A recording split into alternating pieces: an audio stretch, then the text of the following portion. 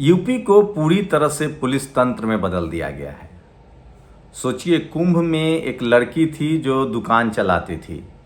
उसने झूसी की आंखों देखी घटना बताई थी। उसके बाद उस लड़की को हटा दिया गया है। जो दुकानदार अब कह रहे हैं कि ऐसा कुछ नहीं हुआ है, वो दुकानदार भी उस दिन कह रहे थे कि यहाँ गड़बड़ी हुई है। इसका मतलब है कि लोग डर गए हैं, लोग को डरा दिया गया। उसके बाद भी सोचिए, ये लोग कहते हैं कि हम हिंदुओं के पैरोकार हैं, हम धर्म के पैरोकार हैं, लेकिन सोचिए एक मुक्तेश्वरानंद जो शंकराचार्य के पद पर हैं, जो ऑलरेडी हम लोग तो खैर चाहे वो अब मुक्तेश्वरानंद हो चाहे रामभद्राचार्य हो, ये सब लोग हम जानते हैं कि SC ST OBC के आरक्षण के भी खिलाफ हैं, नेताओं के भी खिलाफ है। लेकिन सोचिए, हिंदू धर्मगुरु भी अगर आलोचना कर दे, सरकार से सवाल पूछ ले, तो उनको भी हिंदू विरोधी कह दिया जाता है। इसका मतलब है कि ये लोग सिर्फ और सिर्फ सत्ता के पक्षधर हैं और अपनी पार्टी के खिलाफ नहीं जाना चाहते हैं। सवाल है कि लोग मरे हैं। लोग यही कह रहे हैं ना कि कितने लोग मरे हैं। लोग पूछ रहे हैं कि व्यवस्था क्यों नहीं हुई। चलिए, व्यवस्था की फेलियर हुई तो कितने लोग मरे हैं यही बता दीजिए। कम से कम उनका अंतिम संस्कार सही से हो जाए। ये सबसे बड़ी खबर है। लेकिन सोचिए, इस पर सरकार नहीं बता रही है, बात नहीं कर रही है। सवाल है कि कौन लड़ेगा सरकार से? सरकार से लड़ने की जिम्मेदारी किसकी है? इस देश के टीवी अखबार ने सरेंडर कर दिया है। वो तो लड़ नहीं सकता है। आप इंडिविजुअल, हम लोग पत्रकार हैं, हम लोग लड़ नहीं सकते हैं, क्योंकि हम लोग सरकार से नहीं लड़ सकते हैं। सरकार यूपी में सीधे FIR करती है, सीधे जेल में डाल देती है। अभी देखा निर्देश सिंह के साथ क्या हुआ। प्रशांत कनौजिया जो एक SC समाज के पत्रकार थे, उन्होंने इसलिए पत्रकारिता छोड़ दी क्योंकि वो जेल चले गए। उनकी जमीर गवाही नहीं देता है कि वो सत्ता पक्ष में बोलेंगे। हम लोग के पास भी अब कोई रास्ता नहीं है, क्योंकि समाज तैयार नहीं। और सबसे बड़ी बात, जो विपक्षी लीडरशिप है वो तैयार नहीं है। सोचिए किस तरह से यूपी में अयोध्या में रेप की घटना हुई, आरोपी पकड़े गए, अच्छी बात है, दबाव बना, पुलिस ने आरोपियों को पकड़ा है। लेकिन सवाल है कि जिस तरह से बंगाल में भी रेप की घटना हुई थी, आरोपी पकड़ा भी गया था, उसके बाद भी मीडिया खबर दिखा रही थी। बीजेपी वहां विपक्ष में है, धरना प्रदर्शन टीम भेज रही थी। बीजेपी ने जो किया वो बिल्कुल सही किया, सरकार के खिलाफ बात करनी चाहिए। लेकिन यूपी में और जहां जहां बीजेपी शासित राज्य, वहां विपक्ष की स्थिति देखिए। चाहे यूपी हो, चाहे MP हो, चाहे छत्तीसगढ़ हो, चाहे उड़ीसा हो, तमाम विपक्षी दल जो हैं वो डरे हुए हैं। ये खुद डरे हुए लोग हैं। इनमें हिम्मत ही नहीं है कि ये बीजेपी के खिलाफ धरना प्रदर्शन कर सके, सड़कों पर निकल सके। या तो ये लोग सही में करप्ट हैं, या ये लोग सही में डरपोक हैं जो सड़कों पर। लेकिन पत्रकार से उम्मीद करते हैं कि पत्रकार जो है वो जेम्स बॉन्ड है। अरे आपके पास पॉलिटिकल पार्टी है, आपके पास वकीलों की फौज है, आपके पास जनता है, संसाधन है, आपकी जिम्मेदारी है लड़ना। ये लोग भी ट्वीट करके अपनी जिम्मेदारी से पल्ला झाड़ लेते हैं। तो सोचिए, बीजेपी शासित राज्यों को पुलिसिया तंत्र में तब्दील कर दिया गया है, और वहां न तो विपक्ष बोलने के लिए तैयार है, जनता खामोश है, डरी हुई है। क्योंकि जब विपक्षी दल के नेता ही डरे हुए हैं, सिर्फ पत्रकारों से आप उम्मीद नहीं कर सकते। और ये पूरा देश में रिफ्लेक्ट हो रहा है, दिख रहा है। सोचिए, कुंभ में जो लोग मरे हैं उनके अपने दर दर भटक रहे हैं। सरकार नहाने वालों का आंकड़ा बता रही 5 करोड़ 10 करोड़, लेकिन कितने लोग मरे हैं वो नहीं बताए जा रहे हैं। अब तो जो लोग आई विटनेस हैं उनकी खबरें भी हटाई जा रही है। पुलिस दबाव बना रही है। पुलिस के दबाव में जो लोग हैं जो बोल रहे थे वो भाग रहे हैं। अब वही इक्का दुक्का लोग बोल रहे हैं जिनके परिवार के लोग गायब हैं। लेकिन सवाल है कि उनको दिखाएगा कौन? ये सबसे बड़ा सवाल है। उनके पास एक ही रास्ता है कि सोशल मीडिया पर वो अपनी बात डाले। लेकिन ऐसे कितने लोग हैं जो ये कर सकते हैं? तो पूरी तरह से यूपी को पुलिसिया तंत्र में तब्दील कर दिया गया है। हम लोग बात कर रहे हैं, कब हम लोग की गिरफ्तारी हो जाए इसकी कोई गारंटी नहीं है। तो सोचिए, आप कल्पना कीजिए कि इसका सीधा सीधा मतलब है कि जो विपक्षी दल है, चाहे यूपी हो चाहे बिहार हो, जहां जहां बीजेपी शासित राज्य है, वहां विपक्षी दल बिल्कुल डरे हुए हैं। उन्होंने लोकतंत्र से कोई मतलब नहीं है और चुनाव के समय सिर्फ वो सामने आते हैं और इसलिए वो चुनाव हार जाते हैं। बंगाल में भी रेप हुई थी, देखिए किस तरह से बीजेपी वहां विपक्ष में उसने पूरा अमला सर पर उठा लिया था। किसने रोका है यूपी में प्रदर्शन करने से? तमाम नेता अपनी अपनी जिम्मेदारी से पल्ला झाड़ ले रहे हैं, वो सिर्फ ट्वीट करके हट जा रहे हैं और इसीलिए बीजेपी वाली सरकारों में दबाव। लेकिन मैं एक बात बता दूं, हम लोग की कोशिश, हम सरकार नहीं गिराना चाहते हैं। आपको जनता ने चुना है, राज कीजिए।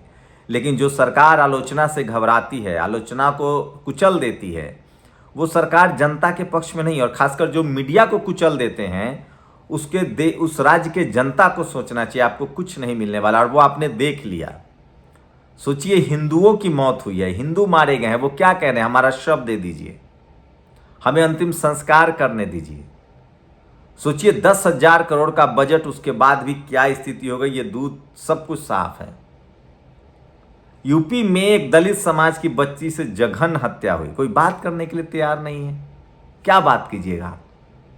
कोई धरना, चंद्रशेखर आजाद ट्वीट कर दिए, आकाश आनंद ट्वीट कर दिए, मायावती जी भी ट्वीट की हैं, आरोपियों के पकड़ लिया गया। लेकिन लॉ एंड ऑर्डर कहाँ है? पुलिस कहाँ है? पुलिस लोगों पर डंडे चला रही है। पुलिस मिल्कीपुर में अखिलेश यादव की रैली में लोगों को जाने नहीं दे रही है, सब वीडियो सामने आ रहे हैं। पुलिस दबाव बना रही है और गवाहों को बाहर किया जा रहा है। जो लोग मीडिया में बोलना चाहते हैं उनको बोलने नहीं दिया जा रहा है। ये लगातार चल रहा है, तो ये डेमोक्रेसी है जो बता रहा हूं। दूसरी बड़ी खबर है, सोचिए दिल्ली में चुनाव है, आम आदमी पार्टी लगातार वीडियो शेयर कर रही है कि उसके कार्यकर्ताओं पर हमले हो रहे हैं, कहीं गाड़ियां तोड़ी जा रही है, कहीं कार्यकर्ताओं पर हमले हो रहे हैं। उनकी कोई सुनने वाला नहीं है। चुनाव बचा हुआ है, आप सबको पता है चुनाव आयोग की विश्वसनीयता खतरे में है। कौन सवाल पूछेगा? चारों तरफ से सिस्टम कोलैप्स है, दबाव है। सोचिए, जो सत्ता पक्ष में है दिल्ली में, चूंकि दिल्ली में सरकार, पुलिस जो है वो बीजेपी के हाथ में है, केंद्र के हाथ में है, उनके कार्यकर्ताओं पर हमले हो रहे हैं, उनकी गाड़ियां तोड़ी जा रही है। चुनाव आयोग संज्ञान नहीं ले रहा। सोचिए, चुनाव आयोग ने कहा था कि बजट, दिल्ली बजट पर बात नहीं होगी, लेकिन आज अखबारों में देखिए विज्ञापन छपा है, रवीश कुमार ने यह खबर शेयर किया है। वहीं तीसरी बड़ी खबर है, जाति जनगणना के आंकड़े जारी कर दिए गए हैं। एक बार फिर से कांग्रेस ने कुछ ईमानदारी दिखाई है और कांग्रेस ने तेलंगाना में जाति जनगणना के आंकड़े जारी कर दिए हैं। वहां के हिसाब से लगभग 60% ओबीसी के लोग हैं, 20%, 17-18% एससी समाज के लोग हैं, और सोचिए 10% कम से कम एसटी समाज के लोग हैं। 15% में किसान कम्युनिटी, जनरल कम्युनिटी प्लस किसान कम्युनिटी है। एससी एसटी ओबीसी की आबादी अभी भी 90% है। 15% जनरल, उसमें मुस्लिम समाज के लोगों को भी जोड़ लीजिए जो जनरल कैटेगरी के मुसलमान हैं। तेलंगाना के जो आंकड़े आए हैं उससे साफ है कि इस देश में आज भी एससी एसटी ओबीसी की आबादी लगभग 90% के आसपास है। 85 तो हो ही रहा है, और फेयर जनगणना होगी तो 90% के आसपास जाएगा। लेकिन सवाल है कि इनके लिए रणनीति कौन बनाएगा? 90% लोगों के हिस्से में सिर्फ 10 रोटी है और 10% लोगों के हिस्से में 90 रोटी है। चाहे वो जमीन का मामला हो, चाहे बिजनेस का मामला हो, चाहे ठेकेदारी का मामला हो, चाहे नौकरी का मामला हो, चाहे एसपीडीएम हो, कलेक्टर हो, जज हो। इस देश के 90% एससी एसटी ओबीसी के लोग जो हैं वो संसाधन विहीन हैं, लाचार हैं, बेबस हैं, गरीब हैं, और उसकी वजह भी पॉलिटिकल लीडरशिप है। जब तक जाति जनगणना नहीं होगी, जब तक सारे आंकड़े नहीं आएंगे, जबकि उसके हिसाब से इंप्लीमेंटेशन नहीं होगा। सोचिए, बिहार में भी जाति जनगणना हुई थी, 90% एससी एसटी ओबीसी थी, उसको सिर्फ नौकरी में रिप्रेजेंटेशन बढ़ाया गया था। हाई कोर्ट ने उस पर रोक लगा दिया, मामला सुप्रीम कोर्ट में आ गया, अब वो अटका रहेगा। सोचिए, मध्य प्रदेश में एक एससी समाज के जज आए, उन्होंने किस तरह से 27% ओबीसी का रिजर्वेशन दे दिया। अब उसको पर लागू करने के लिए सरकार आनाकाना कर रही है। अफवाह फैलाया जा रहा है कि सुप्रीम कोर्ट से रोक है। तो जब तक एससी एसटी ओबीसी को जाति जनगणना के आंकड़े आने दीजिए, उसको इंप्लीमेंट नहीं किया जाएगा, चाहे वो जुडिशरी हो, मीडिया हो, बिजनेस हो, ठेकेदारी हो, स्पोर्ट्स हो, सिनेमा हो, तब तक ओवरऑल देश का विकास नहीं होगा। और इसका ग्राफिक्स आ गया है। सोचिए, टॉप 10 देशों की लिस्ट जारी हुई है, उसमें भारत नहीं है। पहले नंबर पर अमेरिका है, दूसरे नंबर पर चीन है। सोचिए, पहले नंबर पर अमेरिका है, दूसरे नंबर पर चीन है, तीसरे नंबर पर रूस है। सोचिए, चौथे नंबर पर साउथ कोरिया है, 5वें नंबर पर इंग्लैंड है, छठे नंबर पर सोचिए फ्रांस है, 7वें नंबर पर जापान है, 8वें नंबर पर आपको बता दें इजराइल है जिसकी आबादी 1 करोड़ भी नहीं है। 9वें नंबर पर और 10वें नंबर पर भी भारत नहीं है। साउथ एशिया के साउथ कोरिया और जापान लीड लिए हुए है। वही डॉलर जो है वो 87 रुपए के पार कर गया है। कैसा देश बनाएंगे आप जिस देश में एजुकेशन नहीं होगा, विज्ञान नहीं होगा, रिसर्च नहीं होगा। आज टेक्नोलॉजी का जमाना है, लेकिन सोचिए आपकी मीडिया को कुंद किया जा रहा है। मैं फिर कह रहा हूं, जब तक इस देश में जाति जनगणना नहीं होगी, आरक्षण को इंप्लीमेंट नहीं कर दिया जाएगा, तब तक देश टॉप 10 में नहीं आ सकता है। आप अपने आप को विश्वगुरु कहते रहिए। मैं इसीलिए कह रहा हूं, पढ़ाई लिखाई, स्कूल, अस्पताल, दवाई के मुद्दे पर जो राजनीति न करें, तो तमाम विपक्षी दलों को समझना चाहिए और उनके नेता बिल्कुल घर में बैठे हुए हैं। और राहुल गांधी सोशल जस्टिस को लेकर कम से कम बात कर रहे हैं और इसी कड़ी में वो बिहार जा रहे हैं, जहां एससी समाज के एक स्वतंत्रता सेनानी की जयंती भी मनाएंगे।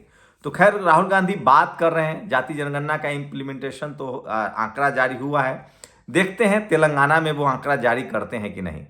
तो ये कुछ बड़ी खबरें थी जिस पर हम लोग दिन भर बात करेंगे, तो आप लोग अपनी प्रतिक्रिया जरूर दीजिए। शुक्रिया। नेशनल दस्तक की आपसे गुजारिश है कि अगर इसको बचाना चाहते हैं तो नेशनल दस्तक को सब्सक्राइब करने के लिए रेड कलर के सब्सक्राइब बटन को दबाएं, फिर बेल आइकन की घंटी दबाएं। नेशनल दस्तक को बचाने के लिए बहुत जरूरी है कि हर खबर को शेयर करें, लाइक करें, कमेंट जरूर करें।